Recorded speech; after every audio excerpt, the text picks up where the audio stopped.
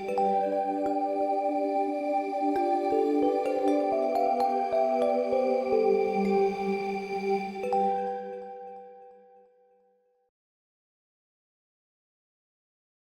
Hoffer always recommended that when you do a talk, you should start with a case history or two. And this is a beaut. Many years ago, I had a client who was a woman suffering pretty much everything, doing pretty much everything wrong. She was in her 20s. She was HIV positive, heavy drinker, drug user, smoker, lousy diet, stress, bad relationships. And she was in trouble.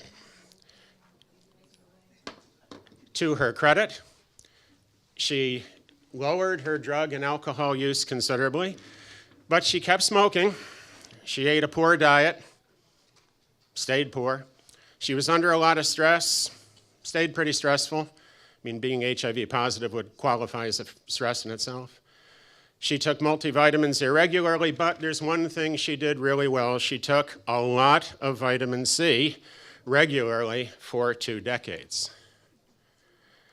Saw her later, 26 years later, unplanned, there she was. She said the doctors cannot find HIV in her body. And now they're saying she never had it. I'm here to tell you this lady was tested 6 ways from Tuesday, and she had HIV, and she had been in treatment, and over years they monitor it. I think she probably still has it somewhere. We all know that viruses are stubborn little stinkers, and they rarely are gone. But it can't be detected, and she has no symptoms. Now, that has got to be good.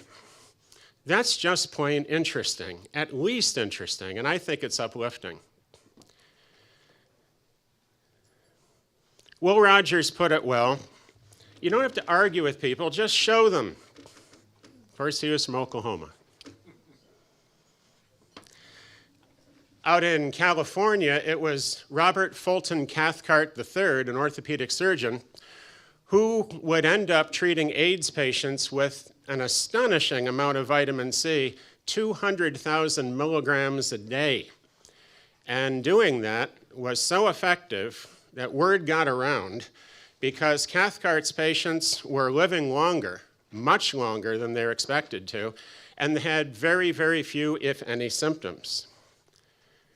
Whenever someone says vitamin C has no merit for the common cold, I like to point this out, that if it works against something like HIV, perhaps it could help with influenza.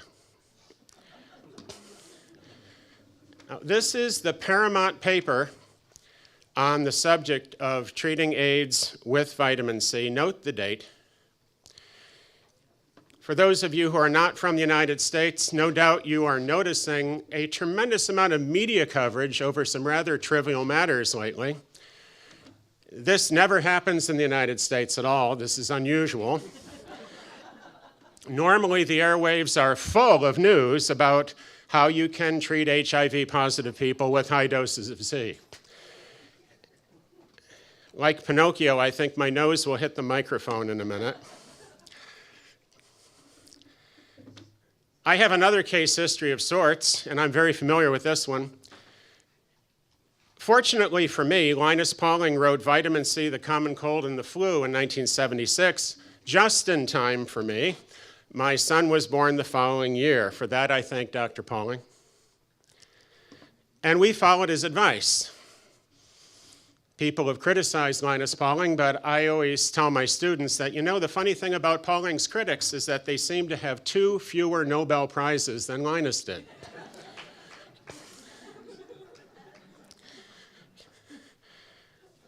Pauling actually said this. This is not a paraphrase. He said, every drug should have this label. Keep this medicine out of the reach of everyone. Use vitamin C instead. I think that's just marvelous, don't you? So I took it literally. I raised my children all the way into college. They never had a single dose of any antibiotic, not once, not ever. No antiviral, not once, not ever. Some people think I was lucky. I believe parenthood involves a certain amount of luck, but I think those of us that are parents can tell you that it's like Thomas Edison said, it's 95% perspiration. Of course, my children took their age in grams of vitamin C every day. That's quite a lot. 1-year-old child, 1,000 milligrams. 9-year-old child, 9,000 milligrams. That's what we did because Dr. Cathcart and Dr. Pauling seemed to know what they were talking about, and I couldn't find better sources than them, so my father used to say, if you really want to know something, go to the organ grinder, not the monkey.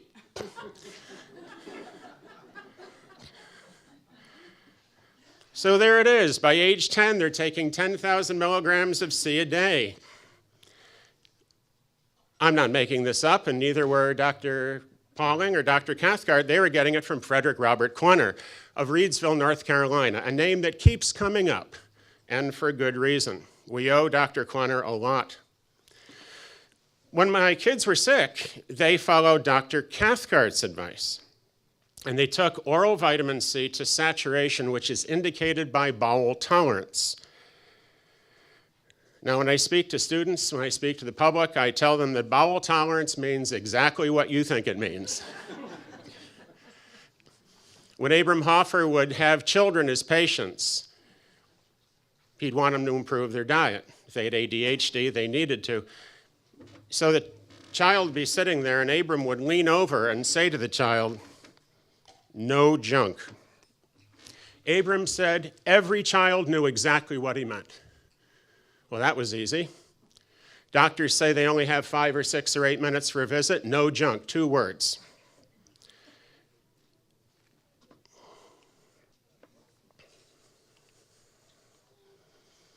Some jokes are so good you can't wait for the slide. Dr. Hoffer also said this, and I think it's a really good lesson for everyone who has a doctor, is a doctor, or knows a doctor, or is interested in just plain good medicine. Where are the good old days, said Abram, when honest physicians honestly reported what they saw in language that any doctor could understand?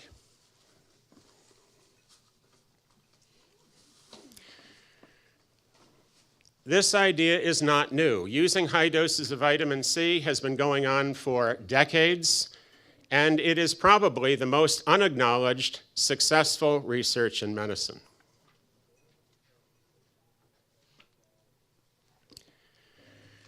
Literally, decades of physicians' reports and controlled studies do support the use of very large doses of ascorbate. Effective doses are high doses, often 1,000 times the US RDA. Get out your calculator and run it by, because the RDA is under 100 milligrams, and that includes a smoker.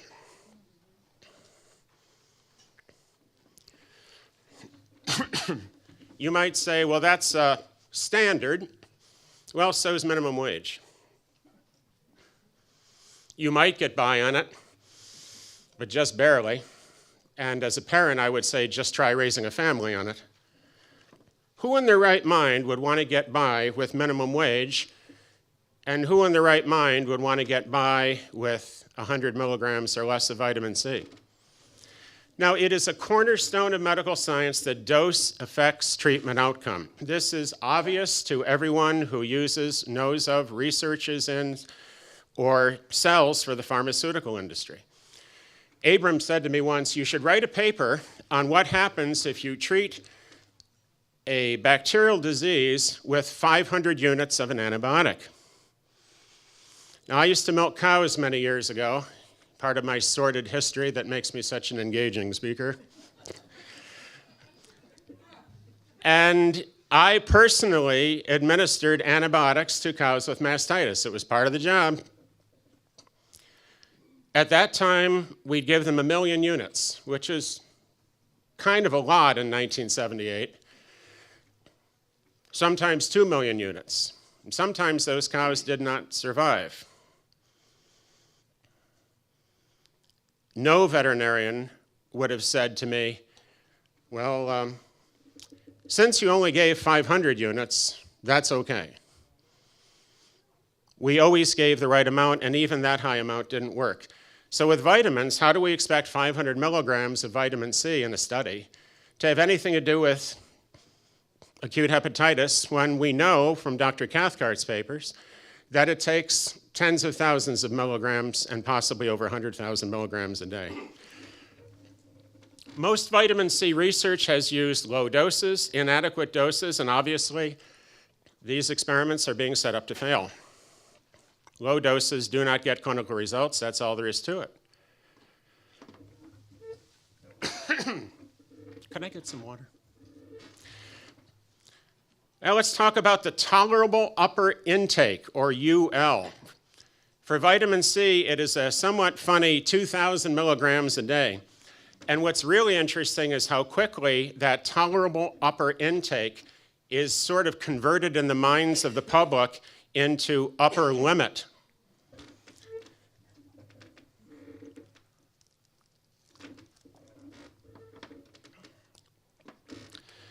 Now this level is set by the Food and Nutrition Board at the Institute of Medicine of the National Academies. The National Academies used to be called the National Academy of Sciences.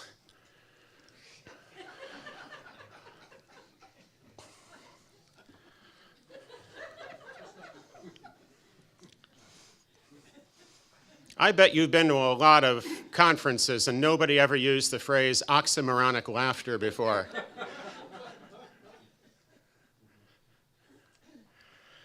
Investigators using vitamin C in high doses have consistently reported excellent results. You've been hearing from them today, you'll be hearing from them tonight, you'll be hearing from them tomorrow, you'll be hearing from them the next day, and you'll be hearing from them from now on, because the paper trail is not going to go away. And it hasn't gone away. It's just been ignored. We're talking 80 years now that vitamin C studies have been marginalized, if not vilified. High doses were, in fact, advocated right away. Signorgi, who is credited with having isolated ascorbic acid and would later receive a Nobel Prize for ascorbate-related work in 1937, talked about taking fairly large doses immediately, I think around 1,000 milligrams. Now here are some early pioneers of high-dose vitamin C therapy. We know Dr. Klenner pretty well, but the other two are interesting and deserve special attention. And then we have two modern champions. I think we both recognize those names too. Let's go back to Claus Washington Jungeblut, a physician who was professor of bacteriology. He was full professor, by the way, at Columbia College of Physicians and Surgeons in New York. Good school.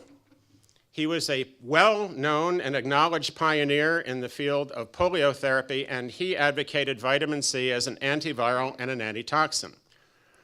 When you take a look at Jungeblut's work, it gets interesting real fast.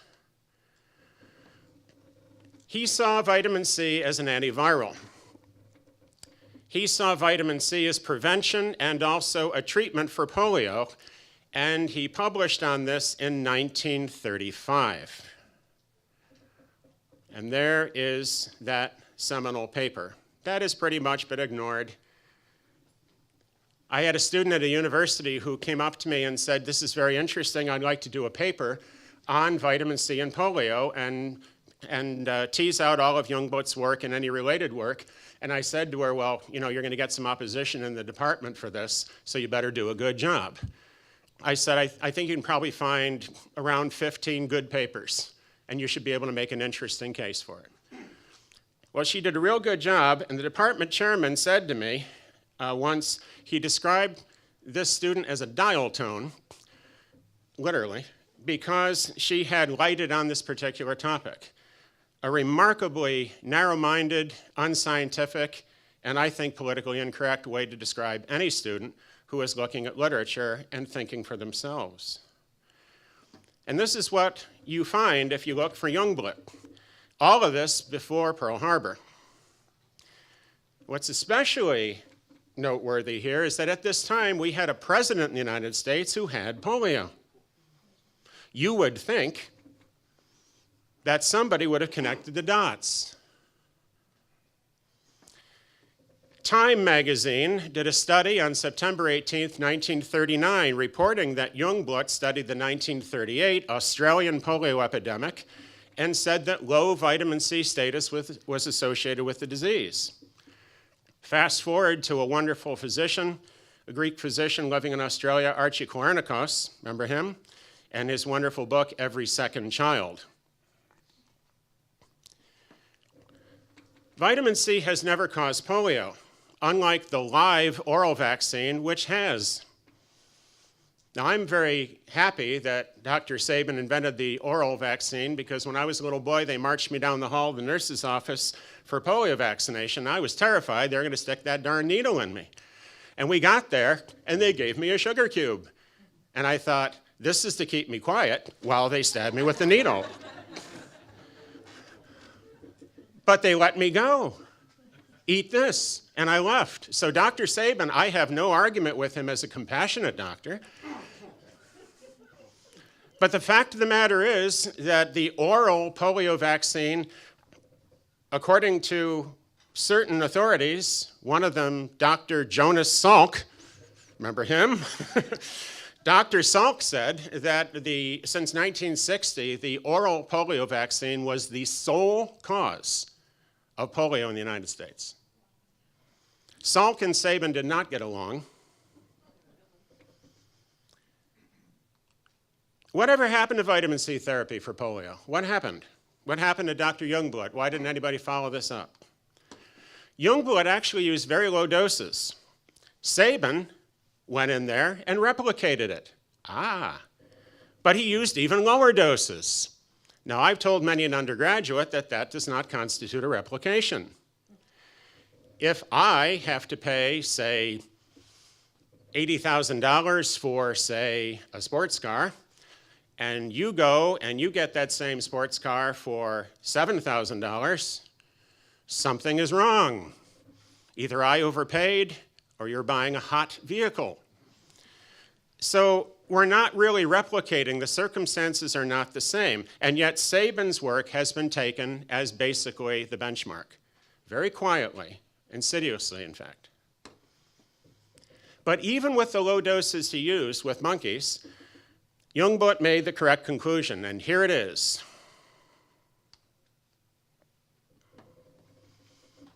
Remember, this is before 1940. So here's some of those references, which are, of course, on your copy of the presentation. 22 of Jungeblut's research reports were published in the Journal of Experimental Medicine, and I'm happy to say you can get that access online free of charge, full text. Very interesting reading. I put together a biography and a bibliography of Dr. Jungeblut, and here are the links for that. The Journal of Orthomolecular Medicine published that some years ago. Now we have Dr. William J. McCormick, Toronto, Canada, practicing physician, and he would use vitamin C as antiviral and antibiotic. And he also was one of the very first to point out that ascorbate deficit causes cardiovascular disease. He gave injections of gram-sized doses, around 1,000 milligrams, maybe just a little more. At the time, a lot. 60 years ago or more, McCormick saw that vitamin C deficiency was, in fact, the essential cause of and effective cure for numerous communicable diseases. He was one of the very first to advocate injections. And there's one of his papers in Medical Record in 1947. This is right about the time the sound barrier was first broken. McCormick boldly stated, and correctly, that vitamin C does not cause kidney stone. In fact, McCormick treated kidney stones with vitamin C in 1946. I consider the kidney stone caused by vitamin C to be the Loch Ness monster of medicine. Everyone knows what it is, but no one's been able to bring one in yet. Very similar comment to Dr. Jungeblut. Vitamin C is a specific antagonist of chemical and bacterial toxins. McCormick also was interested in the fact that 4 out of 5 coronary cases in hospital, in his experience, showed vitamin C deficiency. Vitamin C, of course, is going to strengthen collagen. Blood vessels contain collagen. Without enough vitamin C, these blood vessels get weak, said Dr. McCormick, and the artery can literally bleed into itself. Naturally, the body can't have that, forms a clot, and a clot on the inside of an artery is not a particularly good idea. Vitamin C strengthens the arterial wall, preventing this process from beginning. McCormick also found, when doctors were still advertising cigarettes, and this is an exact quote, in clinical and laboratory research, he found that the smoking, quote, of one cigarette neutralizes in the body approximately 25 milligrams of ascorbic acid, end quote.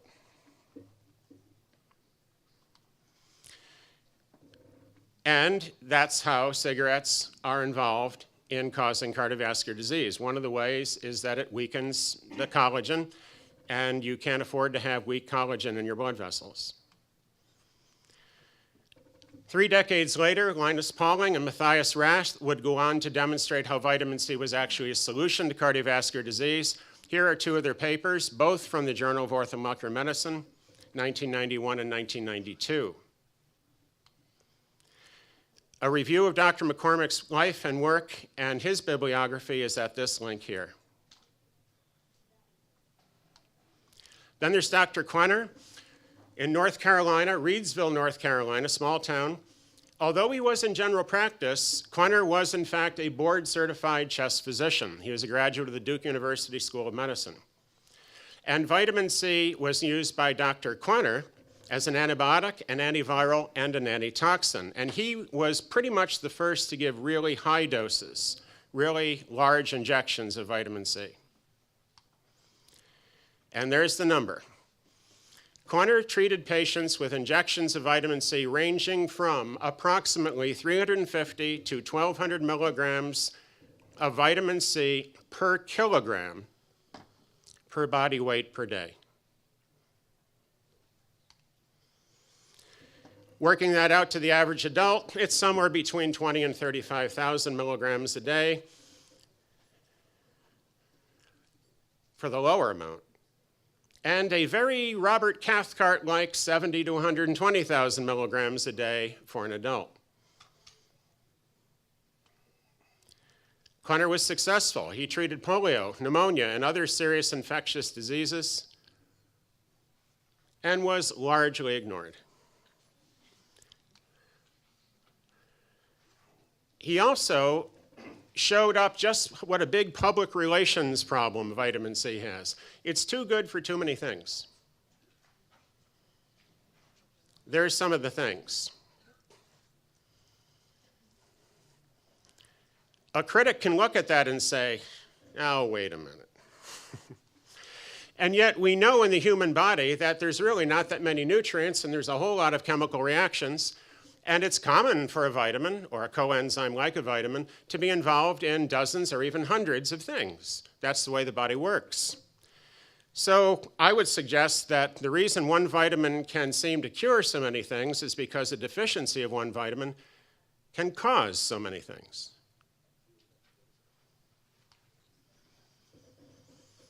Interestingly, Klenner also could stop and even reverse multiple sclerosis. This protocol, which was published by the Townsend Letter with their kind permission, is available at dryourself.com and also at the Townsend website here. This is a lengthy and detailed plan where Klenner sets out all the vitamins he used and the amounts he used. And if you remember Dr. Lyndon Smith, who is nationally known as the children's doctor, he actually won Emmy Awards, something that Linus Pauling didn't even manage. Smith was on The Tonight Show 60 times or something like that. Popular man in his day. Dr. Klenner's work was summarized by Lyndon Smith in Clinical Guide to the Use of Vitamin C. That is a free text paper you can find on the internet with a simple search for it. This is one location. My review of Klenner's life and a list of his publications is at dryourself.com and at the Journal of Orthomolecular Medicine website. Dr. Cathcart, mentioned him already. Cathcart had been doing this for a long time, starting in the 1960s, and he got spectacular results using very high doses of vitamin C. When Cathcart was asked how much to give, he also did not answer, but he gave estimates, and one of the ways he would describe illness was by the amount of vitamin C it took to cure it. So he would talk of the 100,000 milligram cold. That was his way of terming it. Makes a lot of sense. Take a minute to read this one over. I've been consulted by many researchers, said Cathcart, who proposed bold studies of the effects of massive doses of ascorbate. Every time the university center, the ethics committee, the pharmacy committee, or whatever, deny permission for the use of massive doses of ascorbate and render the study almost useless. Seasoned researchers, depending upon government grants, do not even try to study adequate doses. One of the most amusing aspects of this research are the speculations and research into the toxicity and other adverse reactions of tiny doses of ascorbate, when many have used for years 20 to 100 times the amount being discussed.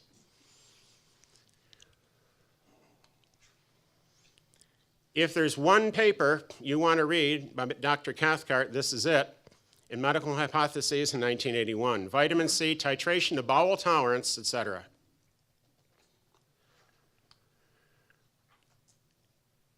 And here's two more. Note the dates, 1984, 1985. Have you ever seen a newspaper article about Dr. Cathcart? There's a list of his publications. He didn't publish a lot. That's why his papers are so especially important. And then we have Dr. Riordan, our beloved author of Medical Mavericks, volumes 1 through 3. And you're here because you obviously know that Dr. Riordan and his colleagues have and continue to offer tremendous leadership to the world on the use of IVC and other modalities. And this conference gives you an idea to look around and see that firsthand. This is my first visit to the clinic, and I'm glad to be here, and I'm glad to be with you today. Since 2008 at least, the National Institutes of Health has even shown some interest in high-dose vitamin C as chemotherapy against cancer.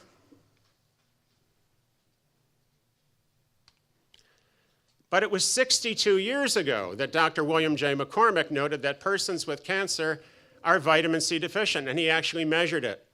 They needed about 4,500 milligrams to get to neutral, to bring them up to just past scurvy.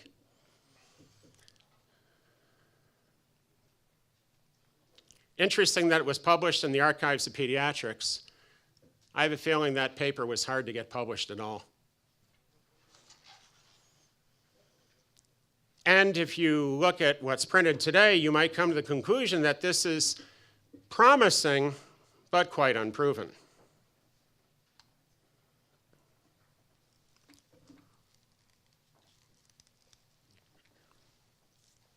My father's favorite old-time expression was, "We get too soon old and too late smart." So the medical literature has ignored 8 decades of high-dose vitamin C work. Tens of thousands of milligrams of vitamin C is perhaps the most unacknowledged successful research in medicine.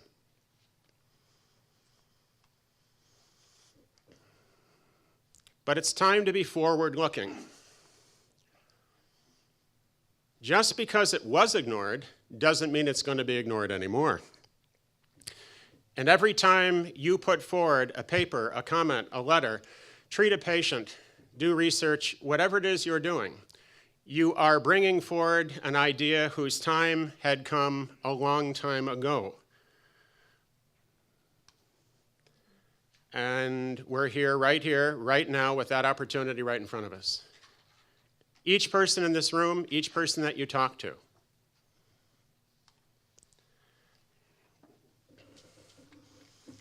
There are those who would question the sanity of people who use high doses of vitamin C and advocate it for so many different things in such huge doses. But as Oliver Stone, famous film director, said, all of that is just to stop you from having the discussion at all. It's much more fun to hear what someone has to say. The US Army put it in brief terms.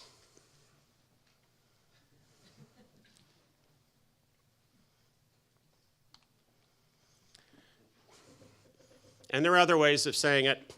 In Toronto some years ago, the conference, the Nutritional Medicine Today conference, was just wrapping up. Everybody was standing up, putting on their coats, and Dr. Riordan came up and said to Stephen Carter at the podium that he'd like to say something. And Stephen Carter said, would everybody please just hang on a minute and sit down? Dr. Riordan has something to say. And Hugh got there, and I had just met Hugh at that point. And he was a very dignified and imposing-looking person on a podium. And he got up there looking like the very epitome of scholarship. And he bent over the microphone, and he said,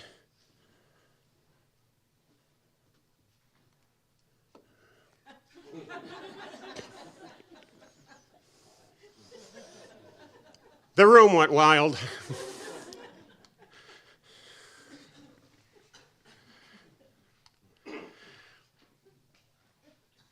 Most of us are already familiar with the Journal of Orthomolecular Medicine. The archive is almost entirely online. It's free access and searchable.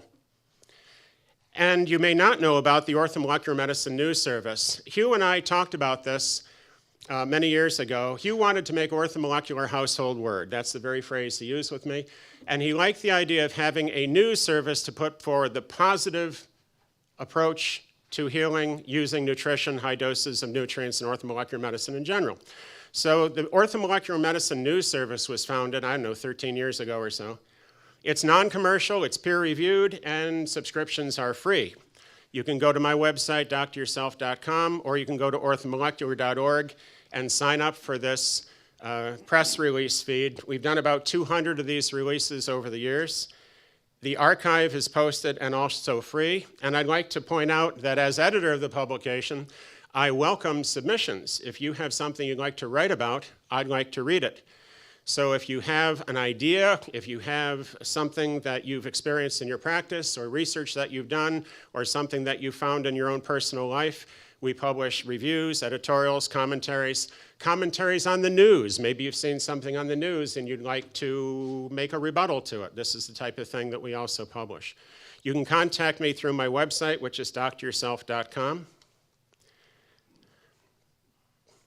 If you come to see the movie tonight, you're going to get more of me than you can stand, I expect. The movie is called That Vitamin Movie, and it's just an awful lot of fun. It's the world's first feature film about high-dose vitamin therapy. And the beauty of it is we've got 20 experts in it, and many of those experts are at this conference, so you get to see them on the screen, point to them and go, ha, ha, ha, ha. It's a lot of fun. So if you haven't signed up for that, we'll have a panel discussion at the end. Over 1 million views of That Vitamin Movie so far.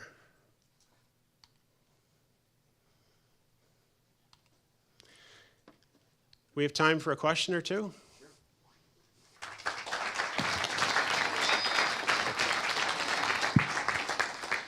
How long have you been doing Doctor Yourself now? The Doctor Yourself website has been up since 1999. Doctor Yourself is designed for the layperson. It's searchable, it's peer-reviewed, it's non-commercial, except it does list my books, but it doesn't sell them.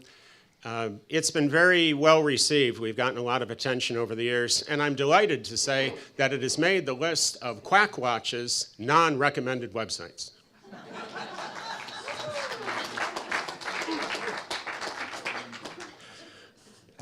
Now, if you're coming to the awards banquet on Saturday night, Dr. Ron has unwisely asked me to MC this. And I have a little follow-up on some comments about Dr. Barrett, which are absolutely pleasant and suitable for publication. So do you have to consider fluid intake when you take really high doses of oral C? And you might mention how much vitamin C you're taking and how you do that. Yes, it's an excellent question. The short answer is no, although you should be having plenty of fluid anyway, unless your doctor told you why you should not. Dr. Ralph Bookman, who was Ronald Reagan's personal physician, said you should have 10 glasses of liquid a day. Bookman actually said you should make a fetish of it. So most of us suffer from not having enough water in general. If you're taking so much vitamin C that you are getting diarrhea, you're doing it wrong. Bowel tolerance is indicated by what Linus Pauling specifically called loose stool. Diarrhea is not it. Diarrhea is not what we want. That's a sign of way too much. Loose stool is a safe indicator, in a constipated nation, perhaps even a beneficial indicator, that someone's getting enough vitamin C. It is indicated by gas, flatulence, a rumble in the tummy, a gurgle. That's usually close enough. I've done this with enough children to know that even kids can learn when they've had enough. It's always fun to mention this, but the first time I ever used bowel tolerance was when my daughter was sick. She was 4 years old. She'd been coughing a blue streak, and it was just awful. She'd coughed all night, and we were ready to go into the pediatrician, whom we had never met at that point. And I thought to myself, well, before we go and subject this child to the stress of going to the doctor and driving and sitting in the waiting room and coughing all over and being frightened perhaps by the experience because she'd never been to the pediatrician, because she'd never needed to go, we would have taken her. She just didn't need to go.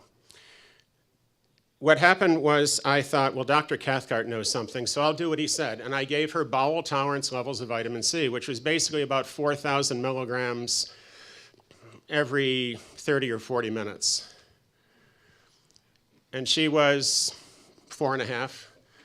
And right at the time she had to go sit on the toilet, the cough was gone. It was really quite dramatic. So diarrhea, which would be a lot of fluid loss, is a sign that you're doing it wrong. You don't want diarrhea. Loose stool is loose stool. It is not that explosive, toilet-shattering catastrophe of diarrhea. So they were asking what form of vitamin C, I guess ascorbic acid, sodium ascorbate, ester C, which ones do you favor, or mostly? Well, there's several ways to answer that. If it's a matter of money, take the cheapest form and take a lot of it and divide the dose.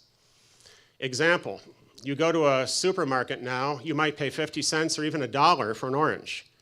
You might possibly have the RDA of vitamin C in that orange, but I doubt it. I would say it's more like 60 milligrams or even 40.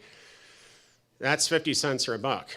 You go to a big box discount store, and right now you could easily get 500 capsules of 1,000 milligrams C for $10 or $11. Linus Pauling said, use ascorbic acid crystals. Linus Pauling said, vitamin C is ascorbic acid is vitamin C. Pauling recommended using crystals to avoid excipients in the tablets. There are fewer excipients in a capsule than in a hard tablet because to make a hard tablet, you have to have something to hold that together. So a capsule has fewer excipients and powder has none. Curiously enough, ascorbic acid powder, if it's kept dry and sealed, has the longest shelf life of any form of vitamin C. It lasts longer as ascorbic acid dry than it does in food. So if it's a matter of cost, I tell people, get the cheap stuff and take a lot. But for certain conditions, you're better off with certain things. Let's say someone needed a huge amount of vitamin C and they're very sick and they didn't want to take a lot. Let's say someone was in a hospital or a nursing home, or they couldn't eat, or they had cancer. You give them the IV because obviously they don't have to go to all that trouble. And there's no bowel tolerance indicator if they have it that way. Then there's liposomal vitamin C. There are the other forms, or the buffered forms. They all have their role. I think it's a matter of taking what works. You take enough C to be symptom-free, whatever the amount might be. I would put that, a little tattoo on the back of your arm. Take enough C to be symptom-free, whatever the amount might be. I don't care what kind. I care that you're well. Take enough to be well. You're done. Do you spread your dosing out so many times a day? Yes. Except when I made that vitamin movie. You're going to like this because I'm going to give you the inside story, the behind-the-scenes skinny on what really happened. There's a scene where I take 16 or 17,000 milligrams of vitamin C at once. Now, I was told by people, that's irresponsible, you really shouldn't do that. sending the wrong message, it's too much. Obviously, I was making a point, but what also happened there, that was actually the second take. So to speak. Yeah. The second take. Now, here's another megadose one for you. Many years ago, when I was first learning about Dr. Cathcart, and my daughter was only 5, the next door neighbor's little boy was 5 or 6, and the mother came over and said to me, "My son just gulped down about 2/3 of a whole bottle of vitamin C chewables." And she was concerned. And I said, "Oh my. Does he have any symptoms?" And she said, "Well, his asthma went away."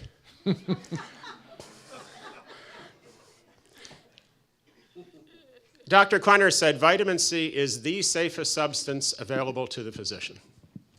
Dr. Klenner said the doctors should give vitamin C while pondering the diagnosis. That's all you need to know.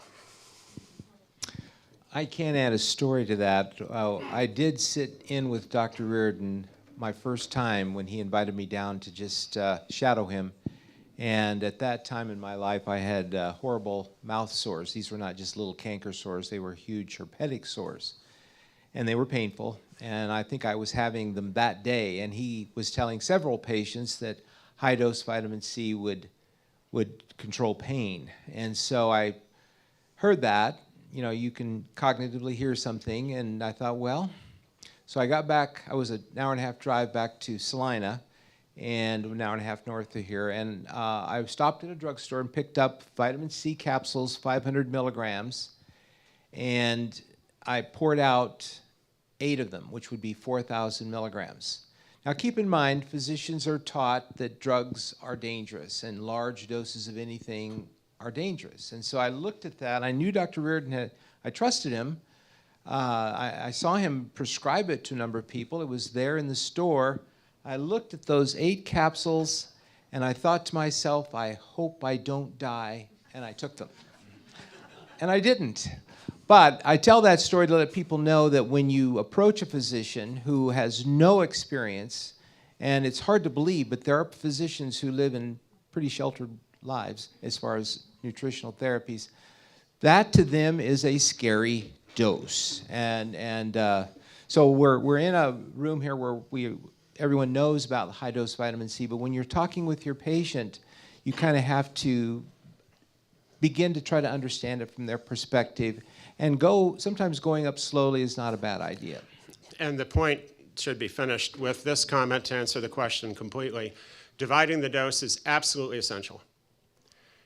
It's called dynamic flow by Dr. Steve Hickey and Dr. Hillary Roberts.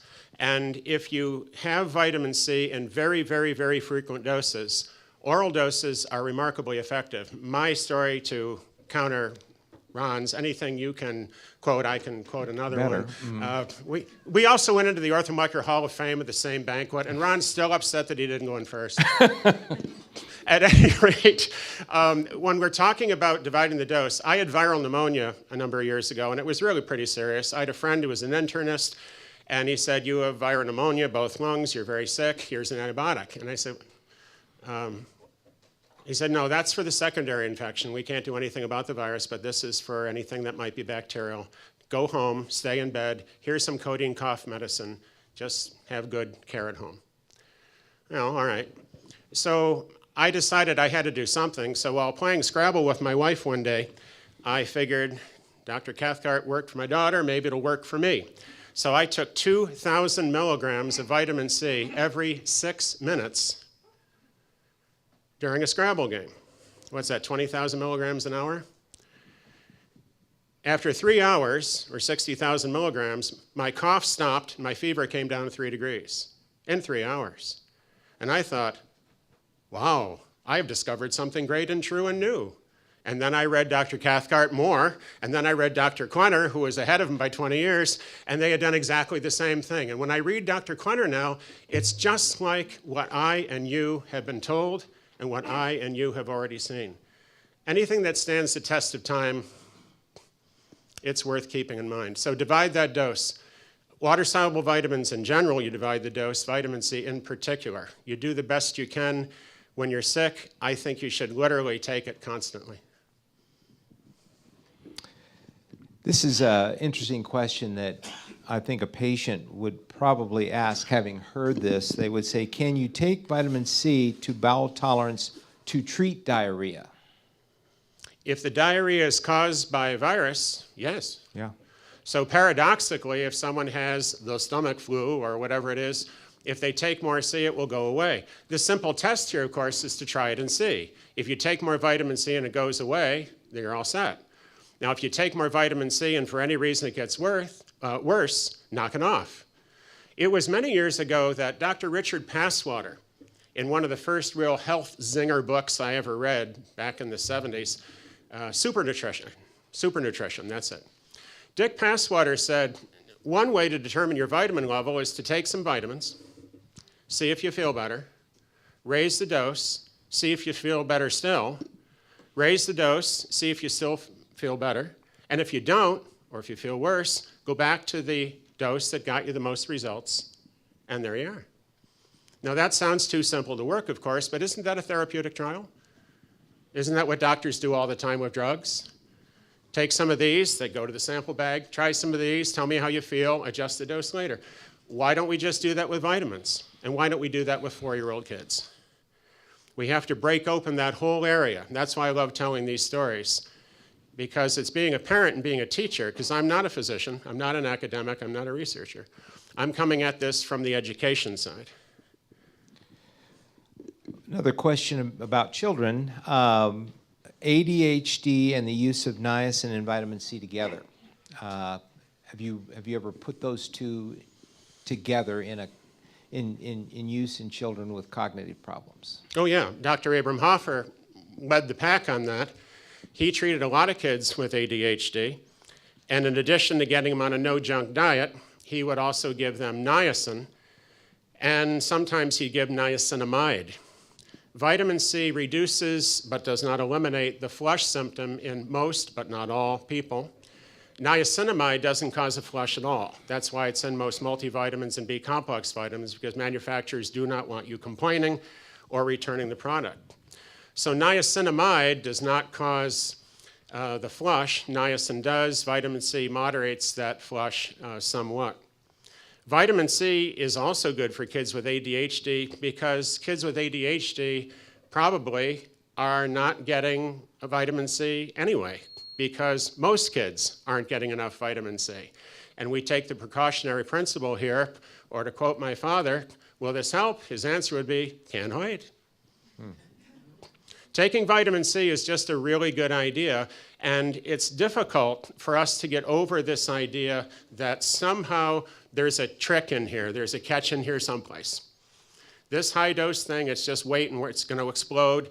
But the American Association of Poison Control Centers monitors who dies from what every year in the United States. There's about 57 or 58 reporting poison control centers coast to coast. This is a big deal. This is the biggest online, on-time, real-time database of who dies from what. In the last 35 years, they've kept records. There have been 13 allegations that vitamins killed somebody. None of these are substantiated. And there's no deaths from vitamin C. There just aren't. Abram Hoffer, again, quoting him because he was so good to me and so good for all of us to learn from, Abram said flatly, no one dies from vitamins.